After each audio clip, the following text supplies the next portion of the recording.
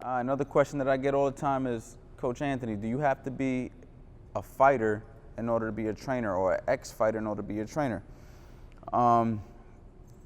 And you know, this is a touchy one, okay? Because you get a lot of ex-professional fighters that retire and become trainers, and they criticize all the up-and-coming trainers who never fought professionally.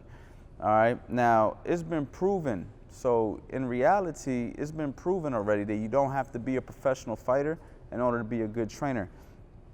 You got guys like Teddy Atlas, Cus D'Amato, Virgil Hunter, Barry Hunter. I mean, the list goes on and on of good professional trainers who didn't fight professionally, you know what I'm saying? But with that being said, the question isn't, do you have to be a professional fighter in order to be a trainer? The question was, do you have to be a fighter in order to be a trainer?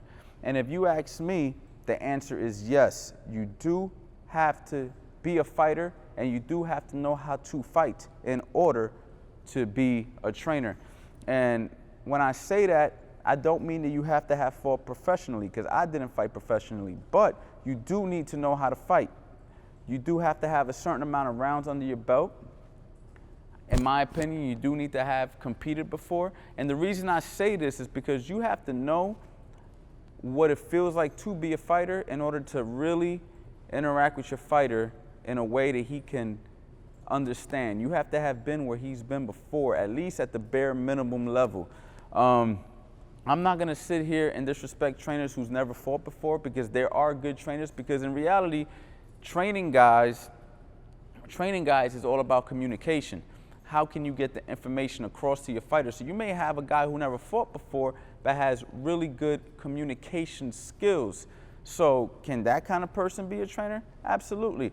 But in my opinion, I'm not gonna feel comfortable with a guy who has no kind of skills telling me what to do as far as boxing. So like I said, if you've never fought before, you better understand boxing in every aspect of it. You better have good form and technique when you're demonstrating something, because when you're demonstrating something and you have to teach a guy how to do something, the form and technique has to be proper. If I went into a weight room and a guy who never lifted weights before is just grabbing weights and throwing them all around, and he doesn't have any form and technique on how to properly lift the weight, he's not gonna teach you the proper fundamentals needed in order to weight train. It's no different in boxing.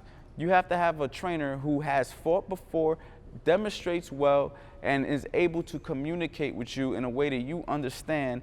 And you have to be able to trust them, and you have to be able to respect them. And a lot of times, in order to respect and trust your trainer, you need to know that he knows what you're going through. He understands your fears, you know? And like I said, there's rare cases where trainers never fought before and become good trainers, but they've also been around boxing 20, 30 plus years. So you got these trainers who's never fought before, but they've been around fighters for a long time, and they understand fighters because this is the environment they've been in as a trainer. But it took them many, many years to get to that position where they're able to actually teach fighters. I mean, you're talking about guys who are 50, 60 years old, been around boxing since they was 30 years old. Now these guys became trainers and they're able to teach. And I think it's because they have enough experience being around fighters. So, man, this answer was really complicated. The answer is yes and no, you know. But like I said, trainers, don't try to be a boxing trainer if you don't know everything you need to know about boxing, because what's going to happen is you're going to get somebody really hurt, and then that falls on you.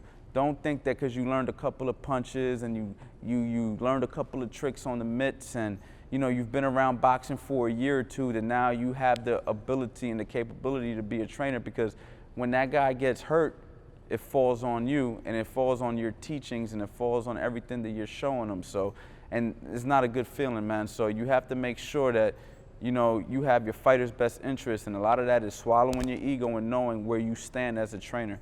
So that's my advice to guys who want to be trainers. Make sure you learn, gain your experience, be around boxing for a good amount of time before you decide to just put a towel over your shoulder and be a trainer, because, man, guys get hurt and that falls on you, man, and this boxing life ain't nothing to play with, man, all right? Boxing life.